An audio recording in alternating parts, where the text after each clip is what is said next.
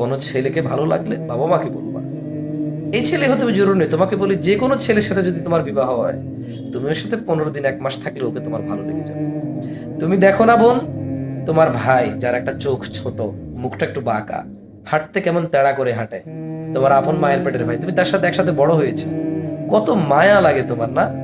তোমার ভাইটাকে তোমার কত মায়া লাগে, কত ভালোবাসা স্নেহ আদর তোমার ভাইয়ের জন্য। ও কিন্তু কানা, ও কিন্তু খোঁড়া ল্যাংড়া, তোমার একটু খারাপ লাগে না, অরুচি লাগে না ওর জন্য, জানো কেন? একসাথে বড় হয়েছে তাই। তোমার বাবা মা যদি তোমার জন্য ভালো বিয়ের প্রস্তাব নিয়ে আসে, পছন্দ হয়নি বলে, চেহারা পছন্দ হয়নি, এই হয়েছে সে হয়েছে বলে তুমি তাকে আগে থেকেই চেনো না বলে তুমি তাকে প্রত্যাখ্যান করিও না। তুমি তার সাথে ঘর সংসার শুরু করো, দেখবা 15 দিন 1 মাস 2 মাস যেতে যেতে তাকে তোমার মনে হবে যে পৃথিবীর সবচেয়ে রোমান্টিক ছেলে তোমার স্বামী, পৃথিবীর সবচেয়ে উত্তম চরিত্রের ছেলে তোমার স্বামী, যে তোমাকে সবচেয়ে বেশি ভালোবাসে আপাতত। তুমি দেখবে তোমার পছন্দ হয়ে যাবে, একসাথে থাকলে মায়া লেগে যায়।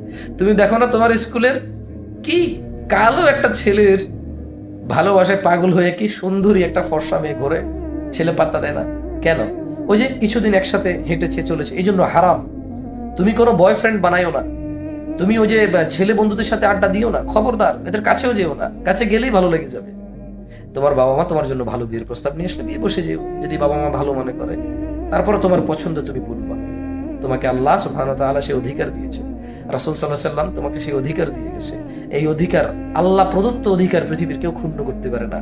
যদি কেউ ক্ষুণ্ণ করে সে অপরাধী, সে দায় দেবে তার। আজকে এতটুকু আমার পরামর্শ, তুমি কানে নাও। ওই মিথ্যক ব্লাড ক্যান্সার ছাদ থেকে লাফ দেওয়া ছেলের বিরুদ্ধে তুমি মামলা করো। সে তোমাকে ধমক দিচ্ছে কেন? ওয়াই?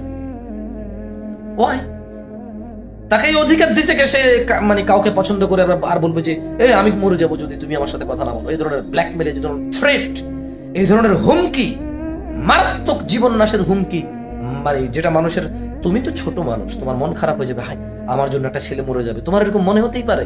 তুমি তো ছোট মানুষ, এখনো অপরাধের সাথে যুক্ত হওনি, কোমল হৃদয়, কি পরিষ্কার পরিচ্ছন্ন একটা হৃদয় তোমার, মাশাআল্লাহ। আল্লাহ তোমাকে হেফাজত করুক। তোমার মনটা তো নরম, তুমি তো হিংস্র নও, তাই তোমার মন কাঁদে, তার জন্য মায়া লাগে। খবরদার, ইবলিসের কাজ এটা। শোনো বোন, 1000টা শয়তান মরে গেলে কি লাভ? একটা মুমিন মুসলিম টিকে থাকলে এটাই লাভ।